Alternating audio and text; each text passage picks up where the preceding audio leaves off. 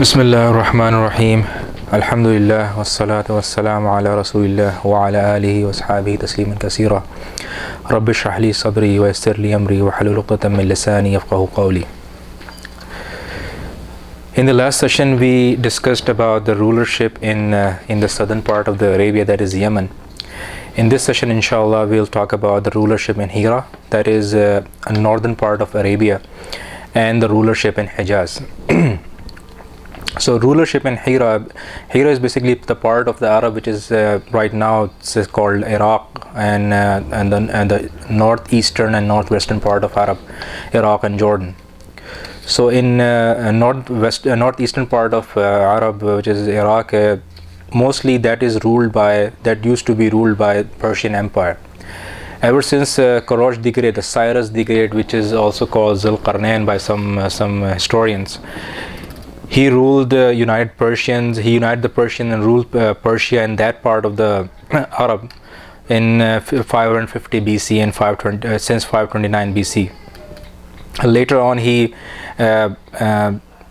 Alexander the Great attacked Persia, and he fought with the king Dara I, and he defeated that king, and by that time all Persian Empire was divided into different small states, and they were not under one Persian Empire, until the great Ardashir came in, and he united all the Persian Empire, all the Persian states, and he started this great Sasanian state in 226 AD. So at that time, mostly Arabs were, and during that time, the Qahtani Arab start settling in that region, in the region of Hira, and they had fought with Ardashir, but they were subdued by Ardashir. Some of the tribes went in the south, and some settled there, and they pledged allegiance with the Sasani king Ardashir. Similarly, the same thing happened in the northwestern part of Arab, which is some Qahtani Arab and some Adnani Arab went there. They fought with Romans, and they finally, when they were defeated, Romans, rather than coming in and ruling the Arabs from that area, they put their governor over there. They pledge allegiance. The governor used to be the Arabs, and they pledge allegiance with the Romans or the Persians, and they used to be kind of autonomous. They would give some tax to the Romans or Persian, and other than that, they were kind of autonomous kingdoms. The next is rulership in Hijaz. Hijaz is, as we know, that in Makkah, since Hazrat Ismail alayhi salam settled in Makkah, he used to be the chief of Arab tribe, the Makkah tribe. And after his death, he died at the age of 137. After his death, his two sons, Nabit and Qidar, succeeded him. And after their death, their grandfather, the father-in-law of Ismail alayhi salam, who was the chief of Banu Jurhum at that time, he took over and he became the chief of Makkah. So initially, the leadership of Makkah, initially it was with Adnan, Banu Ismail. It went from Banu Ismail to Banu Jurhum, and it went like that for some time. And after some time, during that era, when the leadership was with Banu Jurhum, since Makkah is not known for this cultivation, so the Banu Jurhum and other people, they were struck with destitution, and they did not have much money, so they start ill-treating with the Hujjaj, the pilgrims, and they start abusing the money they were getting from the pilgrims and for the pilgrims and to host the pilgrims. They start stealing that money. So that did not go well with the Adnans, the Banu Adnan, or the son of Ismail alayhi salam.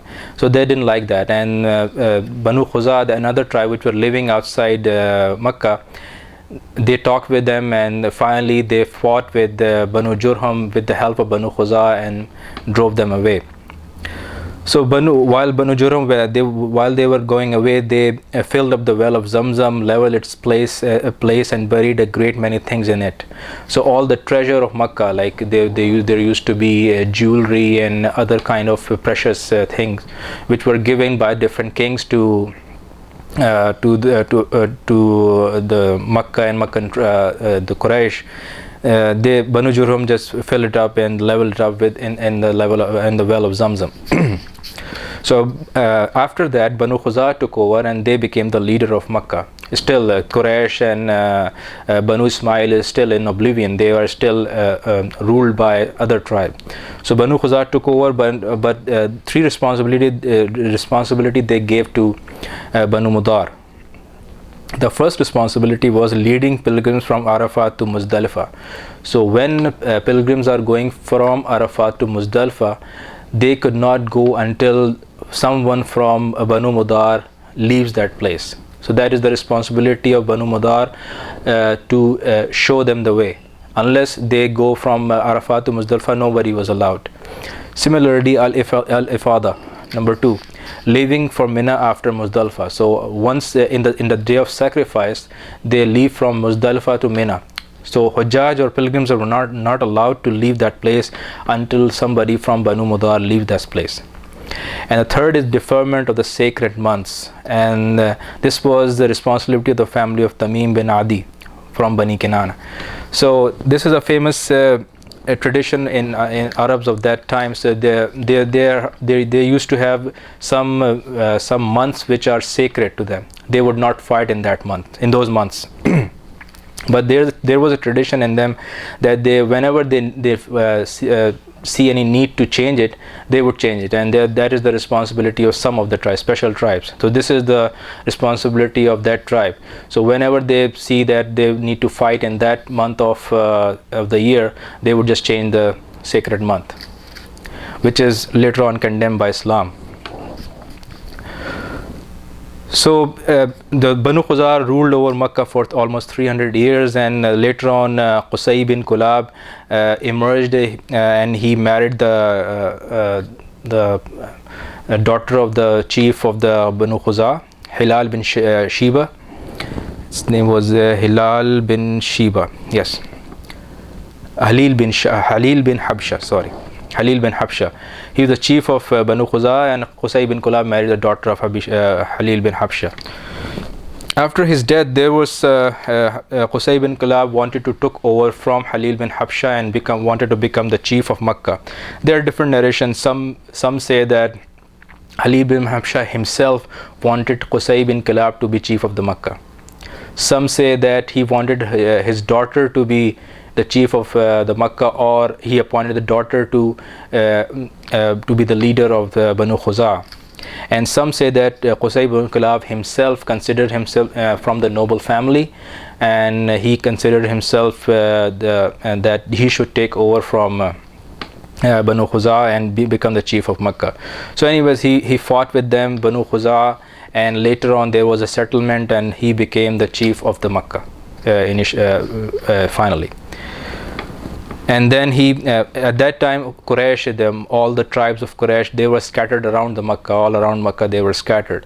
So he asked all the tribes of the Quraysh to come inside Makkah, and he settled them inside the Makkah.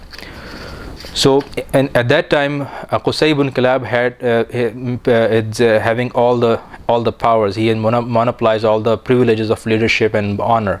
He was presiding over a Nadwa. A Nadwa is the Quraysh, parliament in Quraysh, which will decide the consultation relating to serious issues were conducted. So all the serious issues were consulted in that parliament, and also the marriage contracts. So he was presiding over a Nadwa, the standard, the flag of the war. He monopolized in his hand issue relevant to war launching.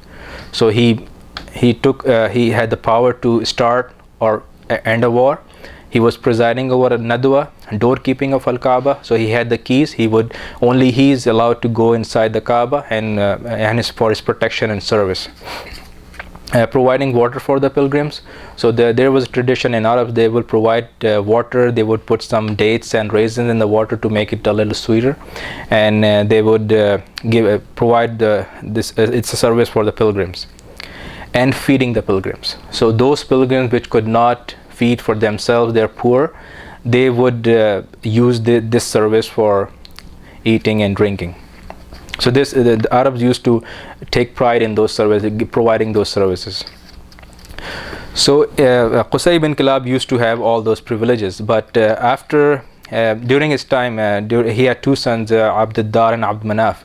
So Abd Dar was the elder son, and Abd Manaf was his second son. But Abd Manaf was more righteous, and he's more famous for his most prestigious and honorable than Abd Dar. But Qusay bin Kilab said to Abd Dar that after me, I'll give all those privileges to you rather than Abd Manaf. So after his death, since both sons respected their father, so they did not fight. Abd Manaf says, okay, since my father gave those privileges to you, so I respect that. But after the death of Abd Manaf and Abd Dar, their children fought on those responsibilities, on 5 of those responsibilities, and there was almost a fight broke out, but it was settled later on, and they divided the responsibilities.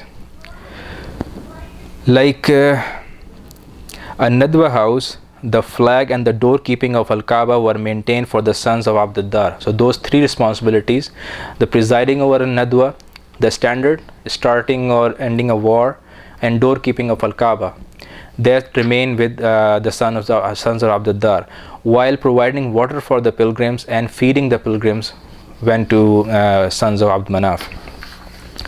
Also some more responsibilities, since the tribe of Makkah or Quraysh was expanding, so there are some more responsibilities given to other tribes.